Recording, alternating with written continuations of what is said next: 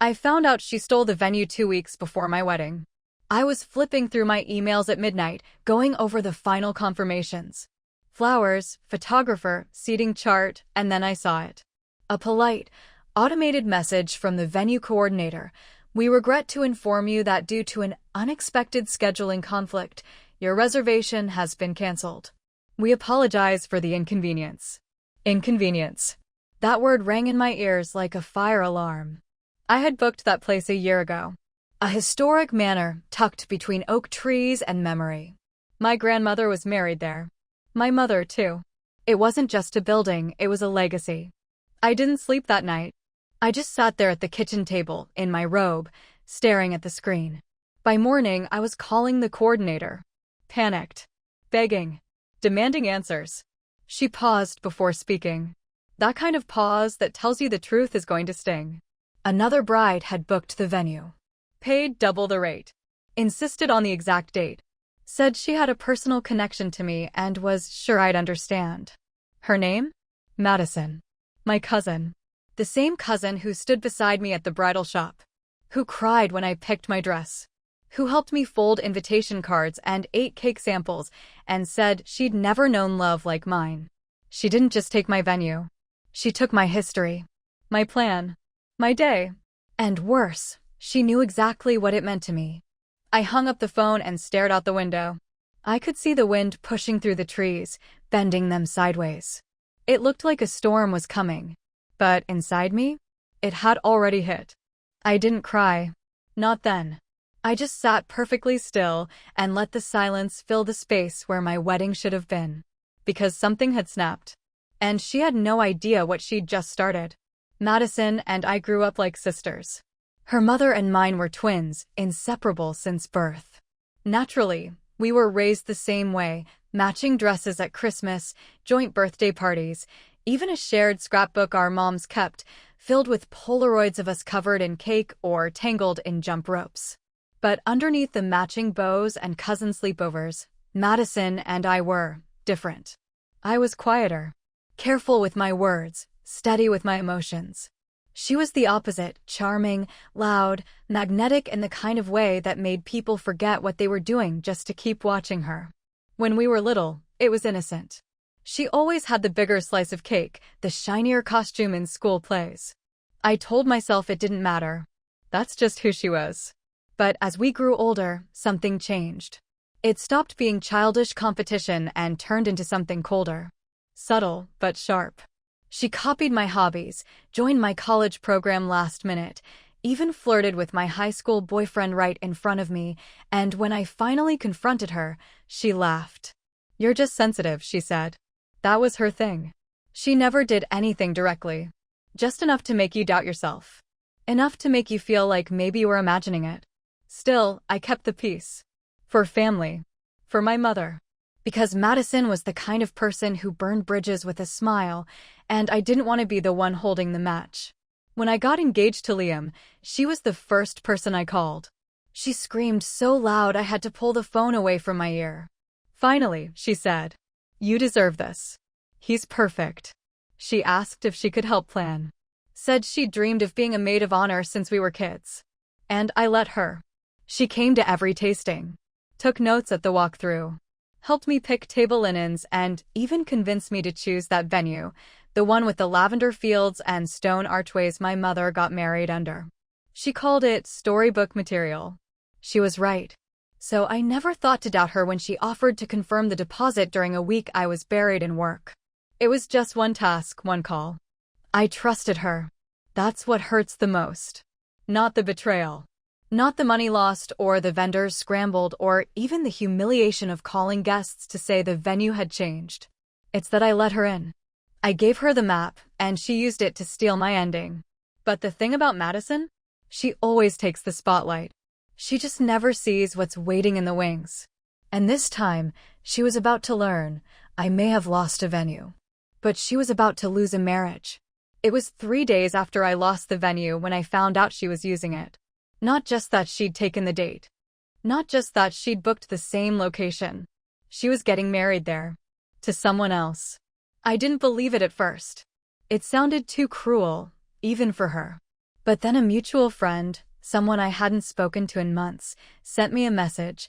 Hey, just heard Madison's wedding is at the estate on the 14th? Isn't that your date? I stared at the screen, heart pounding in my ears. I opened social media.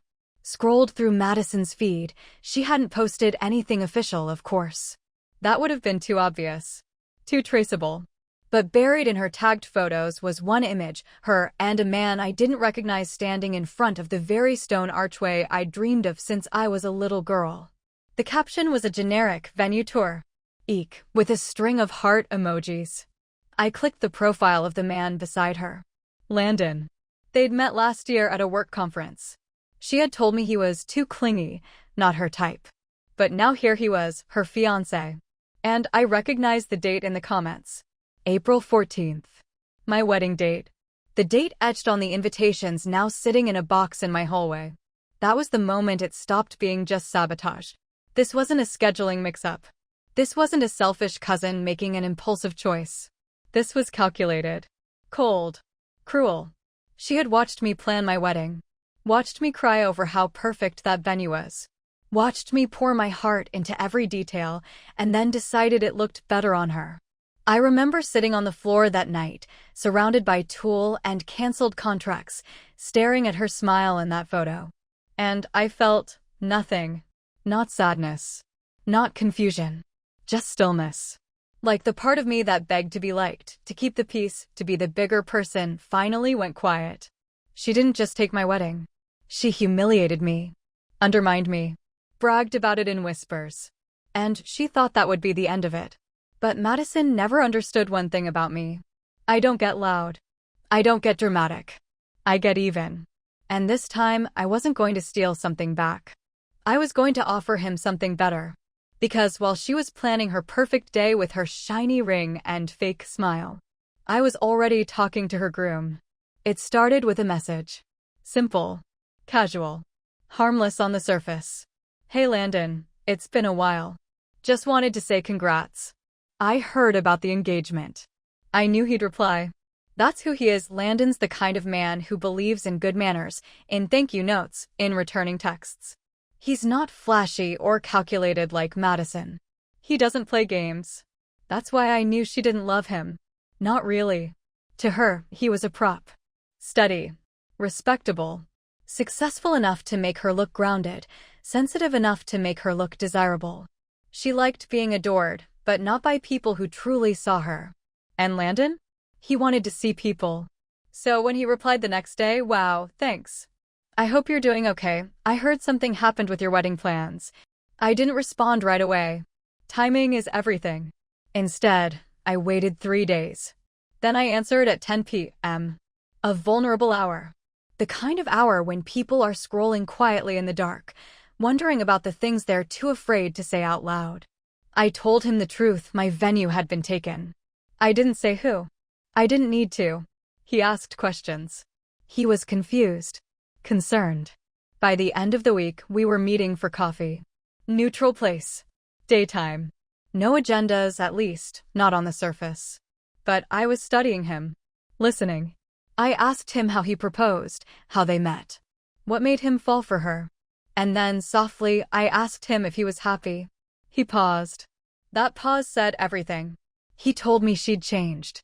That lately she was more focused on aesthetics than connection. That she snapped at him during their engagement shoot. That he sometimes felt like a background character in his own life. And I said, gently, you deserve to feel chosen. Not just used. I never insulted her. I never hinted at betrayal. I just reflected what he was already feeling. By the third time we met, he confided in me that he wasn't sure he wanted to go through with the wedding. And that's when I offered it. A way out. I said, you don't owe anyone your silence, Landon. Not if it means betraying yourself. He stared at me across the table like I had just said something holy. And maybe, in a way, I had. Because sometimes, people need permission to choose freedom. And I was giving it to him. Wrapped in honesty. Wrapped in grace. He didn't make a decision that day. I didn't push. But I could see it happening, like watching a house shift before it collapses. All I had to do now was wait. The wedding was set for Saturday. By Tuesday, Madison had posted a countdown on her Instagram stories, 4 days to forever, with a photo of her dress hanging in soft light. Lace, custom-made, probably rushed and triple-priced just to outshine everyone else. She had no idea the foundation was already crumbling beneath her. On Wednesday night, Landon called me. His voice was calm. Too calm. He said, "I can't marry someone who makes me feel like I'm an accessory." I didn't say much. I just listened. And when he asked, "Do you think I'm making a mistake?" I said, "No. I think you're finally making a choice." He ended the call with a thank you. A real one. Quiet. Honest. I didn't sleep that night. I didn't need to. Thursday morning, he left a letter for Madison at her apartment. No theatrics. No confrontation. Just the truth. By noon, her phone had lit up in my text history like a thunderstorm, missed calls, angry messages, voice notes I never played. She knew. Of course she knew. I didn't respond. She showed up at my building the next day. I watched her from behind the curtain as she stood outside in workout clothes, hair in a bun, sunglasses covering her panic. She didn't ring the buzzer. She just stood there for 10 minutes, looking up at my window like she was trying to summon the person she used to be able to manipulate. But I was done playing that game. Saturday came. No wedding. Guests had flown in. A photographer showed up to an empty chapel. The flowers were still delivered. But there was no bride. No groom. Just silence.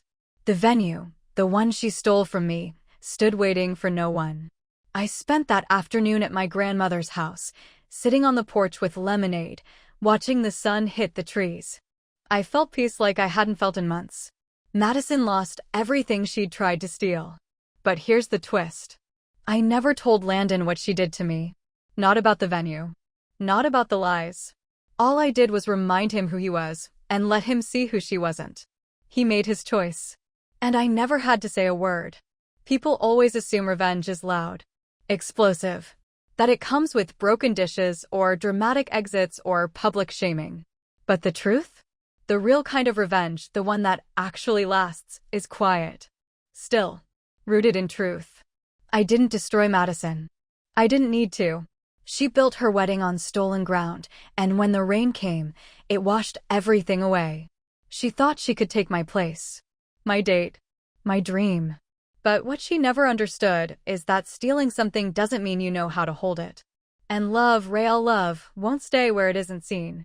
As for Landon, we still talk sometimes. Nothing romantic. Not yet, maybe not ever. But there's mutual respect now. Honesty. And that's more than she ever gave him. I reclaimed more than a wedding day. I reclaimed my dignity.